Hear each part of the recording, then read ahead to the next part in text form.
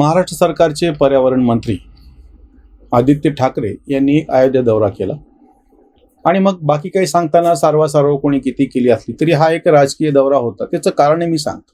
म्हणजे राजकीय दौरा का होता ह्याचं म्हणण्याचं. याच्या आधी 8 तारखेला औरंगाबादमध्ये शिवसेनेच्या भाषेमध्ये संभाजीनगर, जे अजूनही संभाजीनगर झालेलं नाही, उद्धव ठाकरे यांनी सभा घेतली आणि ह्या सभेची म्हणजे प्रत्यक्ष सभेला प्रतिसाद जेमतेम होता ती गोष्ट वेगळी, पण जाणीवपूर्वक ह्याचे जे काही बॅनर्स लागले होते, मोठे मोठे होर्डिंग्स लागले होते, ते भगव्या रंगात होते. पुन्हा हिंदू अस्मितेचा हुंकार, संभाजीनगरच असं जाणीवपूर्वक त्या सगळ्या होर्डिंग्सवरती लिहिलं गेलं होतं. का तर जे काही डॅमेज, जी काही प्रतिमा हनन त्यांनी स्वतः करून घेतलेलं आहे. शिवसेना ही कशी आता भगवीच्या वरून हिरवी झालेली आहे, हिरवट झाग आलेली आहे.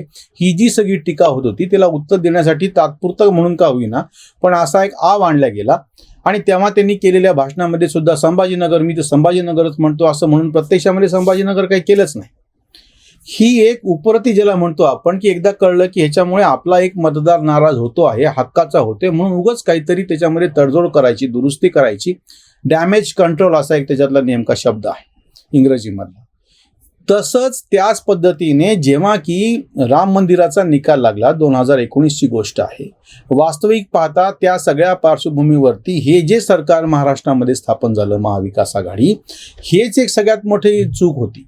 कारण की जर ह्या सगळ्या पार्श्वभूमीवरती शिवसेना भाजप बरोबर राहिली असती तर शिवसेनेला प्रत्यक्ष मुख्यमंत्री पद काय आणि कसं भेटलं असतं किंवा कमी काळासाठी का होईना भेटलं असतं तडजोड करून, ती गोष्ट वेगळी. पण शिवसेना ज्या मुद्द्यासाठी म्हणून वारंवार आपल्या मतदाराच्या समोर गेली होती, हिंदुत्वाच्या मुद्द्यासाठी, मग त्यांना ते इनकॅश करता आलं असतं, जी गोष्ट भाजपला आता काहीही न बोलता आपोआप करता येते आहे. राम मंदिरचं काम प्रचंड मोठ्या प्रमाणामध्ये जेव्हा सुरू झालं आणि करोडो रुपये, हजारो करोड रुपये लोकांनी देणगी दाखल दिले, त्याच्यातून त्यांचा जो मतदार आहे किंवा जो सहानुभूतीदार आहे किंवा जो अक्षरशः प्रत्यक्ष भाजपचा मतदार नसलेला पण ज्याला असं वाटत होतं की राम मंदिर व्हावं, आपल्या आस्थेचा विषय आहे, अशा पण कितीतरी लोकांनी त्याला देणग्या दिल्या होत्या. हा सगळी सहानुभूती भाजपला विनासायास भेटली. ते प्रत्यक्ष काम सुरू झाल्याच्या नंतर शिवसेना जर तेव्हा त्यांच्या बरोबर राहिली असती तर तेव्हाच ही गोष्ट मिटली असती. दुसरा मुद्दा असा होता की जेव्हा तिथलं भूमिपूजन आणि त्या सगळ्या गोष्टी जेव्हा होत होत्या, शिलान्यास आणि हे सगळं करत असताना, त्याही वेळेस कारण नसताना शिवसेनेने टीका केलेली होती. म्हणजे हे सगळे तुमचेच पाप आहेत. हिंदुत्वाचा मुद्दा किंवा बाबरी पाडणारा शिवसैनिक असेल तर मला त्याचा अभिमान आहे, हे बाळासाहेब ठाकरेंचं म्हणणं, किंवा भगवा हा विषय, भगवा हा शब्द राजकारणात प्रस्थापित करणे, किंवा ते जे चिन्ह आहे हिंदू ध्वज जो असतो त्या पद्धतीचा तो ध्वज करणे, शिवसेना म्हणणे, हे सगळं बाळासाहेबांनी आणलेलं आहे. हे काही काँग्रेस आणि राष्ट्रवादीच्या संदर्भात किंवा बाकीच्या कुठल्या पुरोगामी पक्षाच्या संदर्भात आम्ही बोलत नाही, ज्यांच्या मांडीवरती आता बसलेले आहेत ते. म्हणजे हे तुमचंच होतं, तुमचंच अपत्य होतं, आपणच आपल्या जाळ्यात फसल्यासारखं होतं आणि नंतर तुम्ही त्याच्यापासून दूर गेले. तुमचे भाजपशी काय आणि कसे मतभेद आहेत, कोणी कोणाला खोलीमध्ये काय वचन दिलं होतं, ते आपण एक वेळ बाजूला ठेवायचं. तुमच्यातला मुद्दा आहे.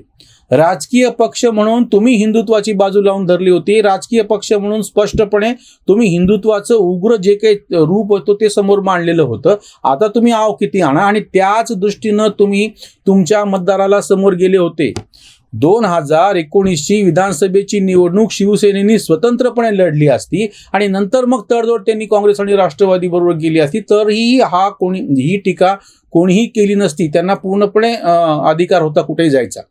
पण आता त्यांनी प्रत्यक्ष भाजप बरोबर, की जो भाजप राम मंदिरच्या प्रश्नावरती तीव्रपणे आपली भूमिका मांडत आलेला होता, तो भाजप की ज्याने मोदीसारखा पंतप्रधान की जो अतिशय तीव्रपणे ही या भावनेला मूर्त रूप देत होता, हिंदुत्वाच्या म्हणण्याच्या पेक्षा सर्वसामान्य हिंदूच्या मनातली जी भावना आहे त्याला, आणि काहीही न बोलता प्रत्यक्ष राम मंदिरचं जे काम आता समोर उभं राहत होतं त्याच्यातून त्यांना एक अप्रत्यक्षरित्या जो फायदा भेटायचा तो भेटतो आहे.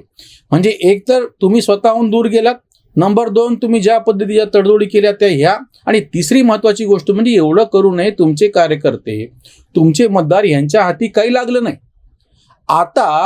आता म्हणजे उद्धव ठाकरे अशा पद्धतीचा जो कारभार करतायत ज्याच्यावरून त्यांचेच मतदार, त्यांचेच कार्यकर्ते, अगदी त्यांचे मंत्रीही खुश नाही. त्यावेळेस आदित्य ठाकरे आता मात्र अयोध्येमध्ये जाऊन, संजय राऊत आणि ते गेले होते, काय डॅमेज कंट्रोल करू पाहत आहेत. ज्या पद्धतीने 2014ची निवडणूक काँग्रेस हारल्याच्या नंतर अँटनी समितीचा जो अहवाल आला होता, की जो प्रत्यक्ष अधिकृतरित्या अजूनही समोर आलेला नाहीये, त्याच्या जी अर्धवट माहिती समोर आली त्याच्यामध्ये त्यांनी हिंदुत्वाच्या विरोधातली जी भूमिका काँग्रेसने घेतली होती त्याचा तोटा झाला असा ते निष्कर्ष. प्रत्यक्षात काय घडलं त्यांना माहीत. पण नंतरच्या निवडणुकी मात्र जाणीवपूर्वक राहुल गांधी मंदिरात जायला लागले, शर्टावरून जानवं घालायला लागले, मी दत्तगोत्री ब्राह्मण कसे सांगायला लागलेत. ही कशासाठी चालू होतं मग? म्हणजे हे डॅमेज कंट्रोल करण्यासाठी चालू होतं. तुमची जे हिंदुत्वाच्या विरोधाची भूमिका घेतलेली आहे म्हणून आपल्याला राजकीय पराभव झाला. आता तीच भीती तशाच पद्धतीनं शिवसेनेला वाटते आहे की आपण हिंदुत्व विरोधी गटामध्ये जाऊन बसलेलो आहोत. तर आपण ज्या काही नंतरच्या काळात म्हणजे 2019ची महाविकास आघाडीची स्थापना झाल्याच्या नंतर ज्या पद्धतीनं टिपू सुलतानचं नाव मैदानाला देणे किंवा अजांची स्पर्धा घेणे किंवा अजूनही संभाजीनगर प्रत्यक्षपणे अधिकृतरित्या करायची तुमची हिंमत नाही, या सगळ्यातून तुम्ही स्वतः जे नॅरेशन सेट केलं होतं, तुम्ही स्वतःच ही जी एक वैचारिक चौकट तुमच्याच मतदारासमोर, पुन्हा मी हा एक मुद्दा स्पष्ट करतो की आज बाकीचे प्रश्न महत्त्वाचे आहेत, पेट्रोल डिझेल महत्त्वाचा आहे, महागाई आणि काय ते बेरोजगारी, अरे ह्या सगळ्या गोष्टी एरवी तुम्ही बोलला असता तर समजून घेता येऊ शकत होतं. पण हे सगळं बाजूला ठेवून तुम्हीच तेव्हापासून हिंदुत्वाचा मुद्दा समोर आणलेला होता, तुम्हीच हिंदुत्वाचा मुद्दा मोठा केला होता, तुम्ही त्याला स्पष्टपणे पाठिंबा दिला होता, म्हणून ही अडचण आहे. पण आता दुसरी एक गोष्ट अशी आहे की आदित्य ठाकरे तिथे जाऊन, यापूर्वीही उत्तर प्रदेशच्या विधानसभा निवडणुकीमध्ये आदित्य ठाकरेंनी प्रचार केलेला आहे. त्यांच्या त्या सभेच्या क्लिप फिरतायत बघा, अगदी किरकोळ गर्दी समोर. ह्या संजय राऊतनी आदित्य ठाकरेला भरीस पाडून तिथल्या विधानसभेमध्ये नाक कापून घेतलेलं होतं. म्हणजे नोटाच्या बरोबर सुद्धा त्यांना मतं पडली नाही, इतकी कमी मतं पडलेली आहेत उत्तर प्रदेशच्या विधानसभा निवडणुकीमध्ये. हे सगळं माहीत असताना आता डॅमेज कंट्रोलसाठी परत तुम्ही अयोध्येला मध्ये जातात, म्हणतात राजकीय काय म्हणता येईल तुमचं ते हा काही दौरा नव्हता.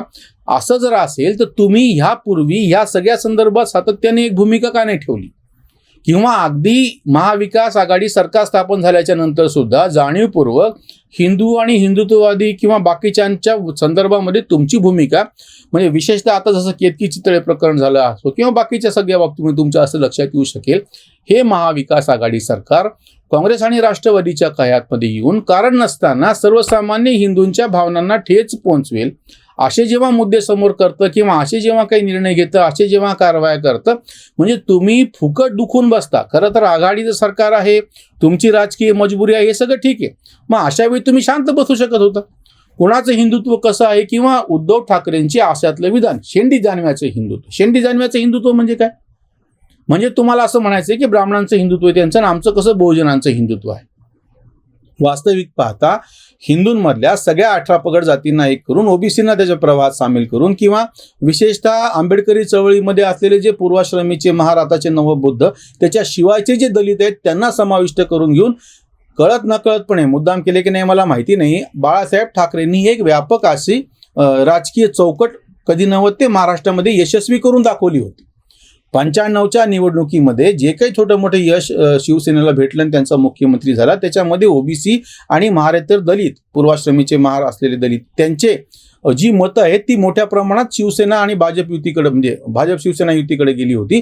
त्याच्यामध्येही शिवसेनेच्या वतीनं बाकीचे इतर जातीतले लोक अतिशय लोकप्रतिनिधी म्हणून निवडून आलेले होते.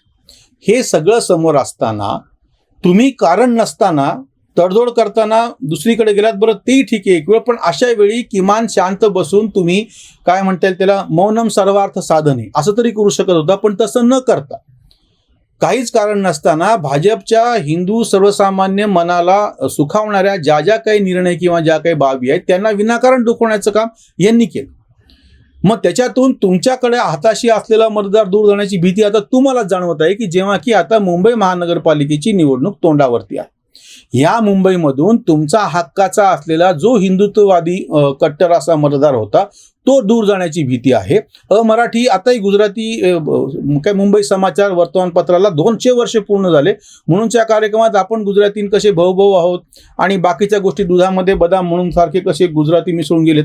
अरे हे काय चाललंय नेमकं? तुम्ही त्यांच्या विरोधामध्ये होता, मराठी लोकांच्या विरोधात होता, तुम्ही तेव्हा टीका करत होते. आता तुम्हाला ही अशी काय मजबुरी निर्माण झालेली आहे की जेणेकरून तुम्हाला अशा कार्यक्रमामध्ये जाऊन आम्ही गुजरात्यांच्या विरोधामध्ये नाहीत, आम्ही दाक्षिणात्यांच्या विरोधामध्ये जाईत, आम्ही उत्तर प्रदेश UP बिहारच्या यांच्या विरोधात नाही, हे तुम्हाला सांगावं का लागतंय?